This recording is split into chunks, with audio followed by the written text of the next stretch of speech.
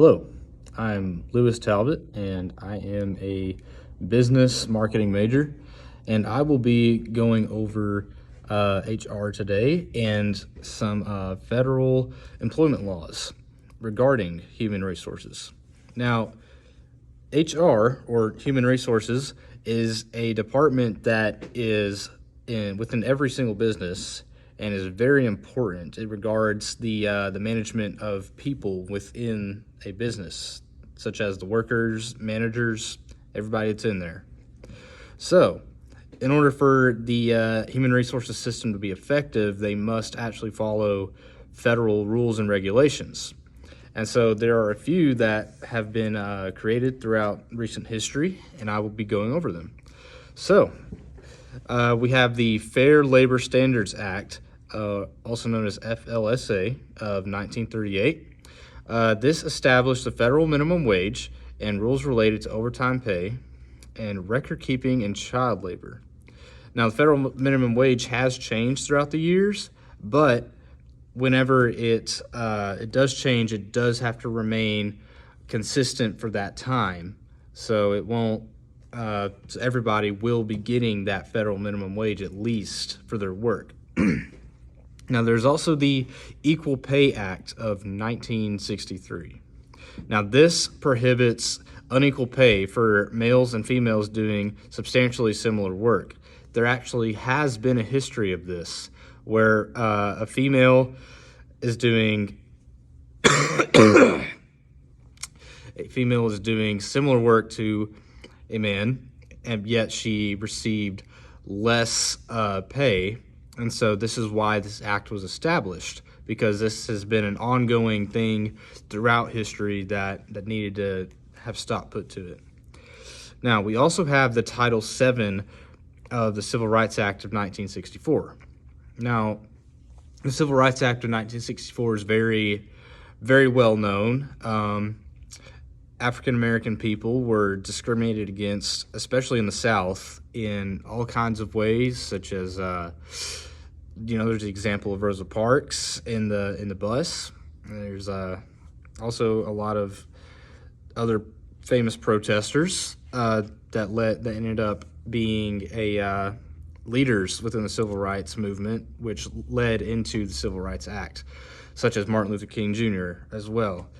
But Title VII of the Civil Rights Act of 1964 prohibits employment discrimination on the basis of race, color, religion, sex, sexual orientation, gender identity, or national origin. Now,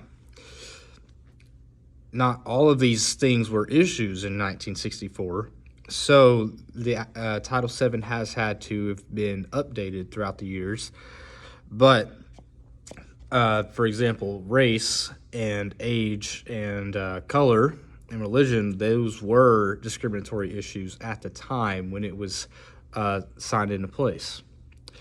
And we also have the Age Discrimination in Employment Act of 1967.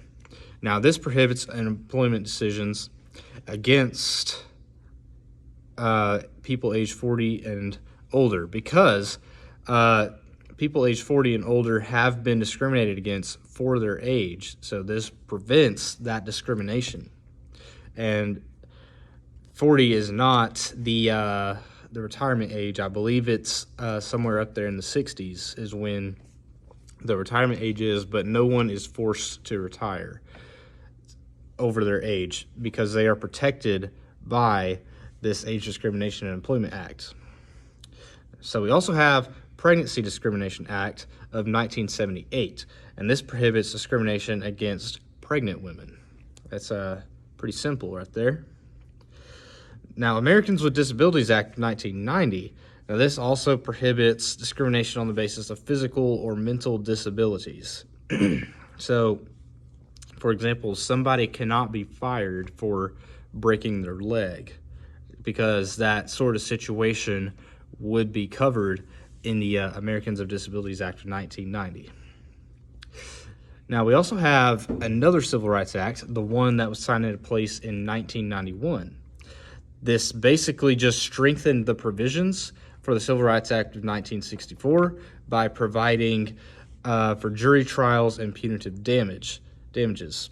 And as I said previously, the Civil Rights Act of 1964 has been updated over the years. And so this is just another example of that occurrence. And we also have Family and Medical Leave Act of 1993. This permits workers to take up to 12 weeks of unpaid leave for pregnancy or birth of a new child, adoption or foster care of a new child, illness of an immediate family member, or personal medical leave.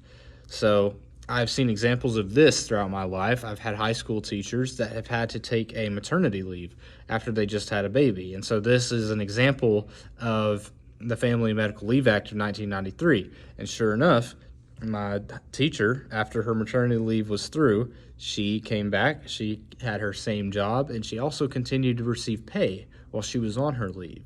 So these sorts of circumstances are protected under the Family and Medical Leave Act of 1993. So we also have the Uniform Service Employment and Reemployment Act of 1994. Now, this prohibits discrimination against those serving in the Armed Forces, Reserve, the National Guard, and other uniformed services. This guarantees that civilian employers will hold and then restore civilian jobs. And I have noticed in today's society there has been discrimination against veterans and people who are serving in our military.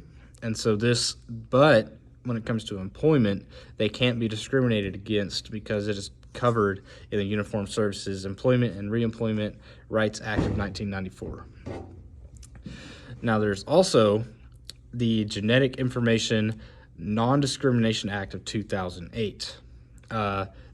Basically, you cannot be discriminated against on the basis of genetic information. Now, most employers don't look into your DNA for hiring standards, but some may. But if they do, the employee is covered under the Genetic Information Non-Discrimination Act of 2008. So, thank you for taking the time to listen to my presentation, and I hope it was meaningful and educational, and I hope you have a great day. Thank you.